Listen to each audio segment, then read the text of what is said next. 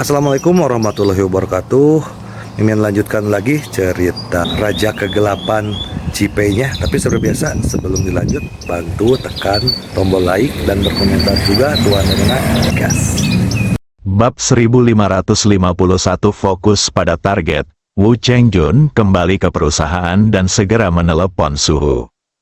Suho telah bersama Han Lu beberapa hari ini, dan telah mengerjakannya setiap kali dia punya waktu, berharap agar dia segera hamil, dan bermimpi agar anak anumerta itu akan mewarisi kekayaan triliunan dolar keluarga Zhao.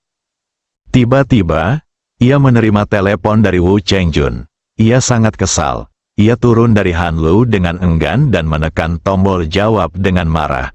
Wu Chengjun, bukankah aku sudah bilang untuk mengurangi kontak belakangan ini?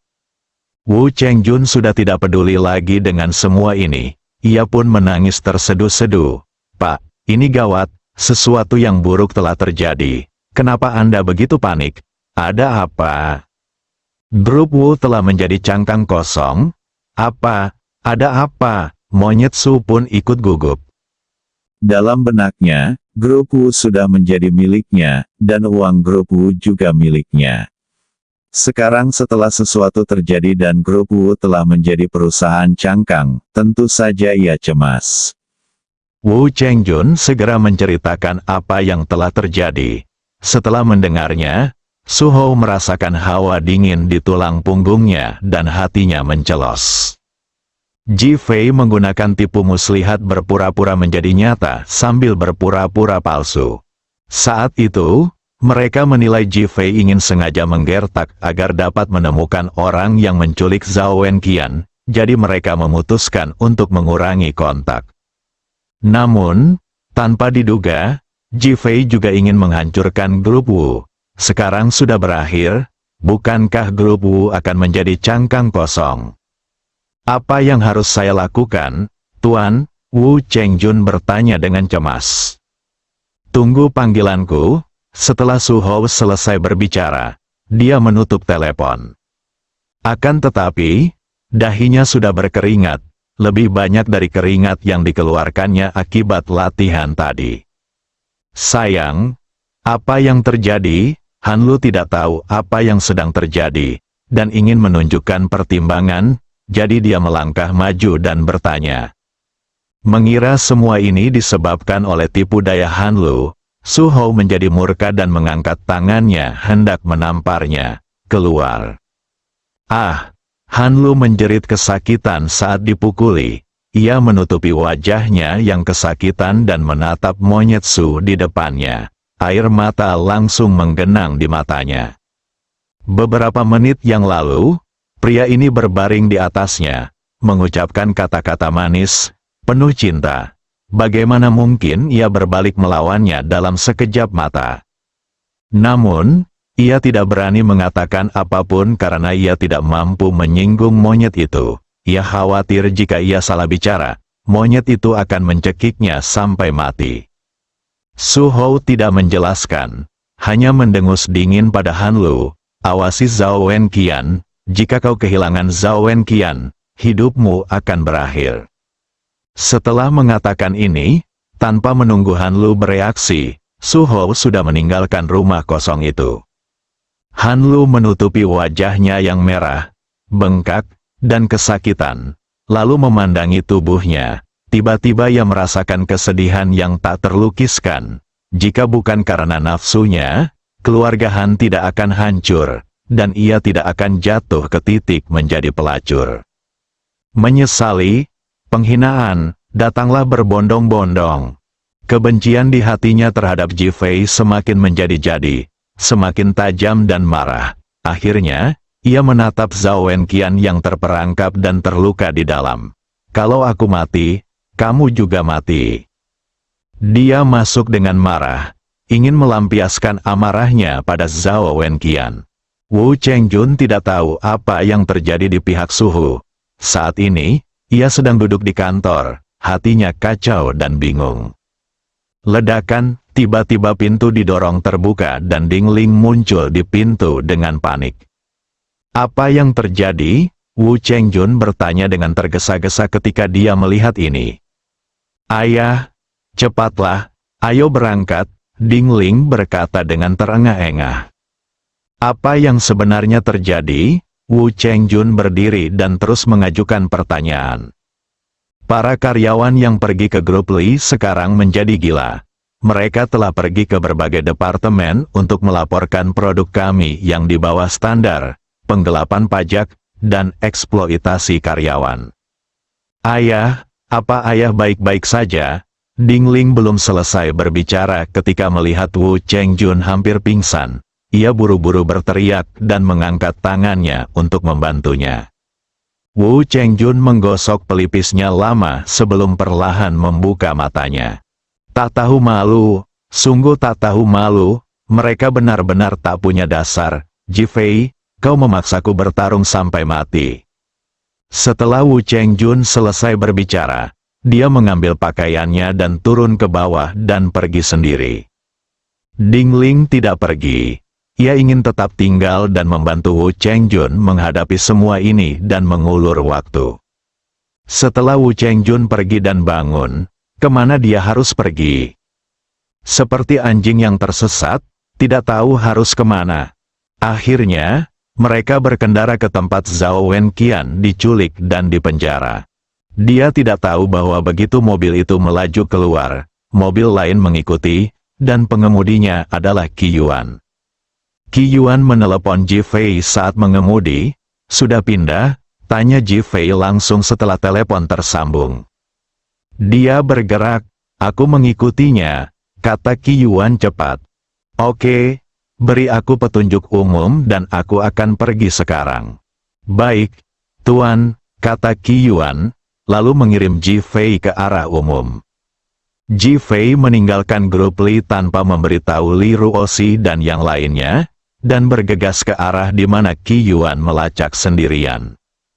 Tujuan gerakannya adalah untuk membuat Wu Chengjun tidak punya jalan keluar dan akhirnya mengungkap targetnya.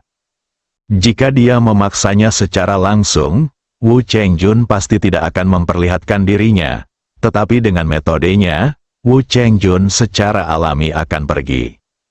Wu Chengjun yang malang tidak tahu apa-apa tentang rencana dan rencana Ji Fei. Ia bahkan tidak pernah membayangkan bahwa ia akan mengkhianati dirinya sendiri. Suhu saat ini berada di Hotel Shangri-La, menunggu instruksi Saudara Long. Namun, wajahku sekarang dipenuhi keringat dingin dan aku sangat takut. Tepat setelah dia memberitahu Saudara Long tentang situasi tersebut, mata Saudara Long menjadi dingin, dan dia bahkan merasa bahwa masalah ini di luar rencana mereka. Tuan, apa yang harus kita lakukan? Saya khawatir Wu Chengjun akan melakukan sesuatu yang nekat. Melihat Saudara Long tidak mengatakan apa-apa, Su Mangqi membuka mulutnya dan bertanya. Mata Saudara Long terus mengecil. Dan setelah beberapa saat, tidak bagus. Monyet Su menggigil ketakutan. Tuan, ada apa? Ji Fei sekarang dengan sengaja memaksa Wu Chengjun untuk mengungkapkan lokasi Zhao Wenqian. Apa? Seru Monyet Su, masih menunjukkan ketidakpercayaan di wajahnya. Sialan, Wu Chengjun pasti ingin menggunakan Zhao Wenqian sebagai ancaman untuk menyelesaikan masalah ini. Jadi dia pasti akan datang kepadamu dan meminta Zhao Wenqian. Bajingan, umpat Monyet Su, aku pulang sekarang. Lebih cepat lebih baik, kalau tidak, bunuh Wu Chengjun dan salahkan Ji Fei. Ini tidak ada hubungannya dengan kita. Baiklah, saya mengerti, jangan khawatir, Tuan. Setelah mengatakan ini, Su Hou berbalik dan berjalan cepat, menuju ke rumah terbengkalai. Ji Fei, kau pintar sekali. Kau benar-benar mengambil langkah ini untuk menyelamatkan orang. Atau mungkin kau terlalu jeli melihatku dan tahu untuk tidak menyakiti Zhao Wenqian. Sungguh langkah yang buruk. Dia tidak tahu bahwa Wu Chengjun telah dipojokkan oleh departemen lain. Jika dia tahu, dia pasti tidak akan membiarkan Su Hou pergi. Karena pergi ke sana sama saja dengan bunuh diri. Monyet Su menyerbu ke rumah terbengkalai, sekarang mereka semua mengincarnya di sana. Bab 1552 adalah seorang pria di dalam rumah terbengkalai. Ah! Zhao Wenqian menjerit kesakitan. Mulutnya disumbat oleh Han Lu, dan ia terbaring tak bergerak di tanah, sementara Han Lu melakukan hal-hal tak tahu malu padanya. Memikirkan adegan di mana Han Lu dipermainkan oleh monyet Su, dan memikirkan Han Lu yang dipermainkan oleh banyak orang, Zhao Wenqian merasa sangat terhina dan bahkan semakin marah.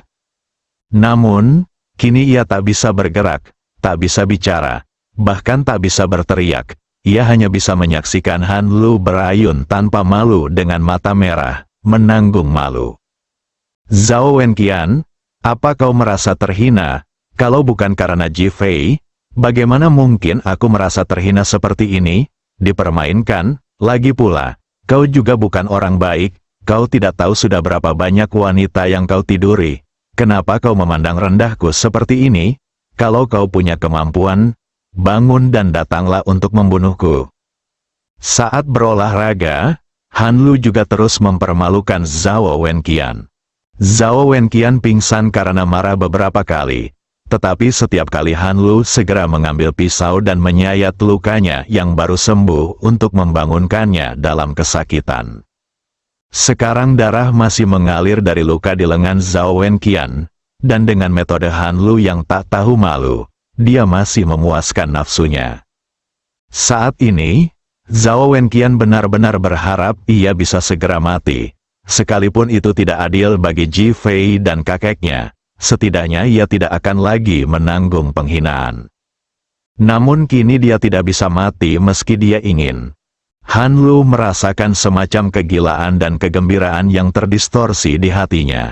Ia sangat berharap Zhao Wenqian sekarang adalah Ji Fei, sehingga ia bisa membuat Ji Fei mati kelelahan di sini, membalaskan dendam keluarga Han, dan melampiaskan amarahnya sepenuhnya. Ledakan. Tepat pada saat itu, langkah kaki terdengar di lantai bawah.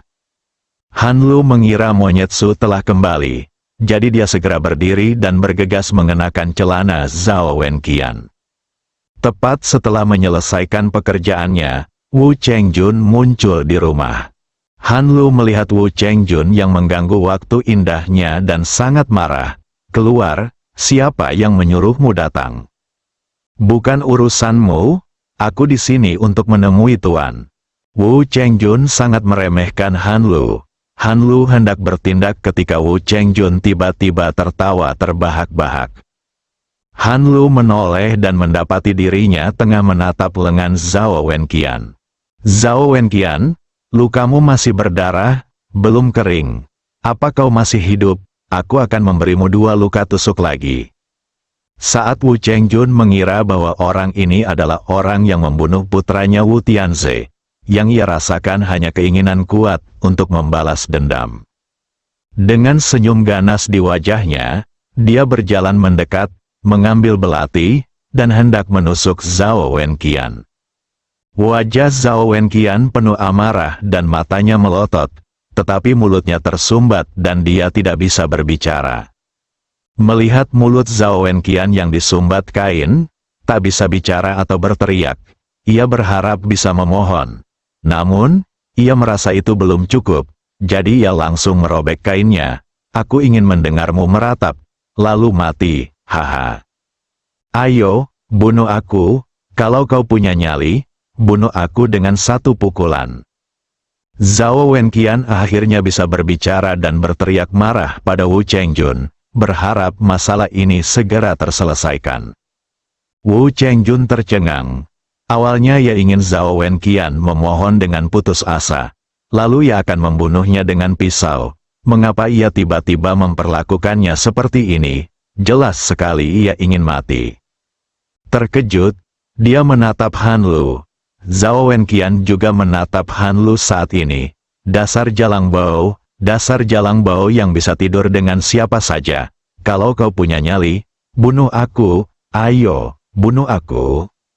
Wu Chengjun melirik tubuh bagian bawah Han Lu dan mendapati tidak ada apa-apa di dalamnya. Ia langsung mengerti apa yang sedang terjadi dan merasa jijik. Zhao Wenqian, si Bin disetubuhi Han Lu, dan aku tidak menyangka kau juga disetubuhi. Apa gunanya pria sepertimu masih hidup di dunia ini? Sungguh menyedihkan. Kalau begitu kau akan membunuhku? Ayo. Zhao Wenqian bahkan lebih tersulut emosinya dan berteriak minta mati. Aku tahu kau ingin mati, tapi kukatakan padamu, itu mustahil. Aku tidak akan membunuhmu. Bagaimana kalau aku penuhi keinginanmu? Aku akan melihatmu menderita. Melihatmu menderita meskipun kau ingin mati, tapi tak bisa. Lalu kau akan jadi sapi perahku. Haha. Wu Chengjun tertawa penuh kemenangan. Zhao Wenqian menggertakkan giginya. Han Lu melipat tangannya di depan dada dan menatap Wu Chengjun. Aku ingat penghinaan yang kau berikan padaku hari ini. Karena kita adalah rekan, aku akan memaafkanmu. Kau bisa menunggu pembalasanku. Meskipun dia telah menjadi pelacur, kata-kata penghinaan Wu Chengjun tidak dapat diterima olehnya. Wu Chengjun tidak menyangka Han Lu akan marah lagi padanya. Ia mencibir dan berkata, sekarang aku ingin membunuh Zhao Wenqian. Apa kau punya kebutuhan atau ide lain? Kau tidak bisa membunuhnya. Han Lu menghentikannya. Mengapa? Tuan tidak menyuruhmu. Kau tidak bisa membunuhnya. Kalau begitu aku bisa menyiksanya perlahan sekarang. Wu Chengjun mengangkat tangannya dan menusuk betis Zhao Wenqian dengan 2 serangan tajam. Zhao Wenqian ingin berteriak kesakitan, tetapi akhirnya dia menggertakkan giginya dan bertahan, menatap Wu Chengjun dengan mata marah. Wu Chengjun menatap darah yang menetes dari belati dengan mata merah, tidak yakin. Ya, kau bisa bilang saja kalau tidak yakin, ku katakan padamu, kematianmu hanya masalah waktu, aku hanya menyiksamu sekarang. Celakanya, Zhao Wenqian terus mengamuk. Kalian pecundang, kalian tidak berani menyerang sepupuku, Jifei. Tapi kalian malah datang untuk berkomplot melawanku. Bunuh aku kalau berani. Oh, sepupu Jifei, kau memanggilnya begitu dengan penuh kasih sayang. Kalau kau mau mati, panggil saja Jifei bajingan dan sampah, dan aku akan membunuhmu. Wu Chengjun menatap Zhao Wenqian dan bertanya sambil mencibir. Teruslah bermimpi, aku tidak akan mempermalukan sepupuku. Kau takut mati, Han Lu mencibir dengan provokatif. Kalau aku takut mati, apa aku masih akan marah padamu? Aku hanya mengatakan yang sebenarnya. Di hatiku, Jifei adalah pahlawan, dan kalian adalah penjahat yang licik. Sialan, kau mau mati? Han Lu geram mendengar omelan itu. Ia berteriak dan hendak maju menyerang Zhao Wenqian. Bang, tiba-tiba dia merasakan nyeri di wajahnya.